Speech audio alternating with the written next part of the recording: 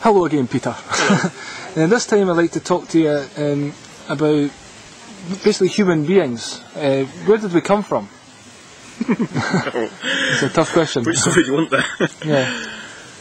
Well, it depends which angle you want. You know, Well, basically, right, for instance, you said the first human-like beings evolved on Sirius. Is that correct? Yes. Basically, before there was human on Earth, there used to be 4 planets around the twin star of Sirius, and there were 4 root races: the eagle people, the shimmer beings, the cat people, and the crystal people.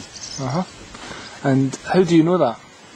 That is from memory, basically, largely from ayahuasca vision, which then many other shamans also saw the same thing.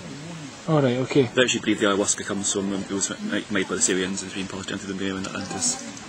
I thought ayahuasca was discovered in the Amazonian jungle just by Shamans accident. always used it, and they've worked with it, and they all have these ancient visions too.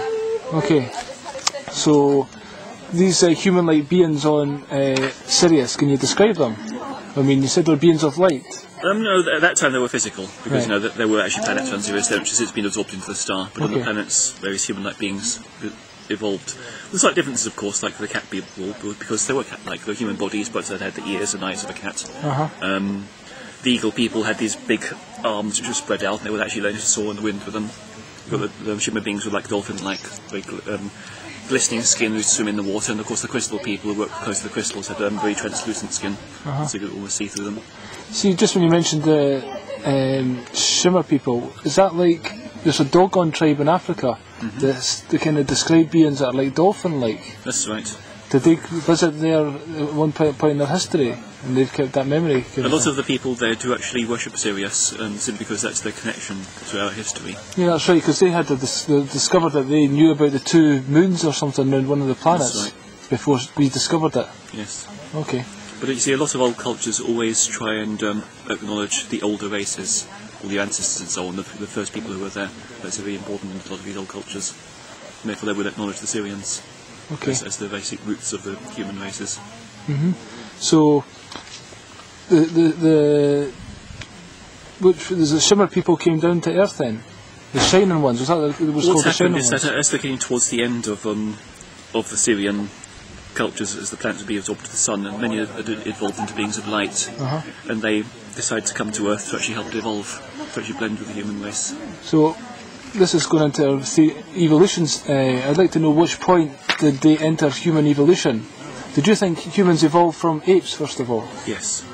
And was that done through, like, I know, like, for instance, Terry McKenna, he puts the fact that these human creatures ate magic mushrooms, and that enabled us to discover language and also get colour in our sight. Do you think that was a step in our evolution? Many plants helped our evolution. Okay, because we've always been in contact with plants, yeah. But it was about 90,000 years ago when the Sirians came down and they began Lemuria. So what stage were we at? Were we like Homo sapiens? That was about Neanderthal and Cro-Magnon. Neanderthal, and there's lots of stories of the gods interbreeding with the daughters of man, and that's what happened, is that they weren't physical, because they came down as beings of light and actually blended with the human race, put their energy into them, to actually make them evolve into a new state. This is why you suddenly have Cro-Magnon man appearing, which seems to have no relation to what was before. So you have the missing link. They're the ones that are responsible from the jump from the one before to the upright one. Yes. And they've done that just by putting their energy in. Yeah, blending with them. Okay. So, do you think it wasn't done in a test tube then, like, you know, people say it's like cloning, or no? It wasn't done scientifically like that. No, it was done spiritually. No, but they did. Some of them did become physical, and they actually created Lemuria as a magical land where people could then train in magic. So, what was Lemuria like? Can you tell us a little bit about that? It was basically one landmass in the middle of the ocean, but it was very magical. People there would learn magic. Because these beings have learned magic on Sirius, and their masters on it, and they came down to teach humans magic. Yes. So it was like a human culture. Were the gods living with us at this time? Would we call them the gods? They were shining ones, who were known as them. Right. So they were living amongst us at the same time as changing us physically. Yes. Okay. Can you tell us? Do you know anything about? David Icke goes on about the reptilians. Do you know how do they fit in there? Do they exist first of all? And on the astral, yes, because they're thought forms. Okay. Remember, the astral is very fluid. Anything you imagine up is going to be there, and it's very important to be responsible for what you're creating here. See, what they actually are the elementals of genetic engineering. You see, the serpent people from Sirius were masters of problem with genetic manipulation, then you have to evolve things with spirit. So therefore they become the kind of basic image that seems to be behind the whole idea of genetic engineering. So the elementals people form when they start manipulating foods and things, the elemental that energy takes reptilian form. However, they're not the same as Sirians, who are actually really good at what they're doing. And the kind of modern genetic engineering is quite a corrupt thing.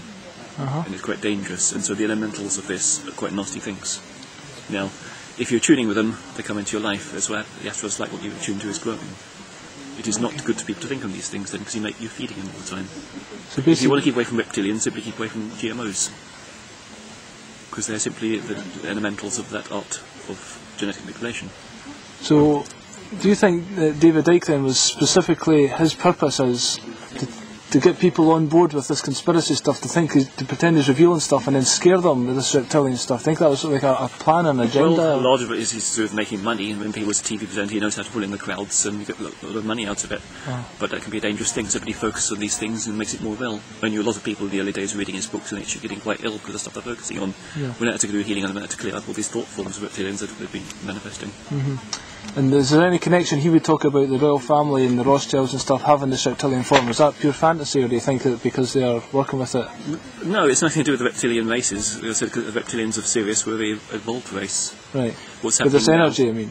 What's happening now is we all have a reptilian part of our brain, the most instinctive part. And obviously, if you go in a place like the supermarket where everybody's in their feeding frenzy, that's what you see manifesting. You know, it's not if they suddenly become reptilians because they're in the supermarket and they're not with the rest of the time. It's like that's the part that's manifesting all the time. We're all reptilian in a way. Okay, so they're just that energy, and some psychic people can pick up on that. We all have that energy. And that's the people that have told them I've seen a reptilian just because they were more attuned at that particular time through maybe taking too much drugs or something like that has allowed them to see that. Yes.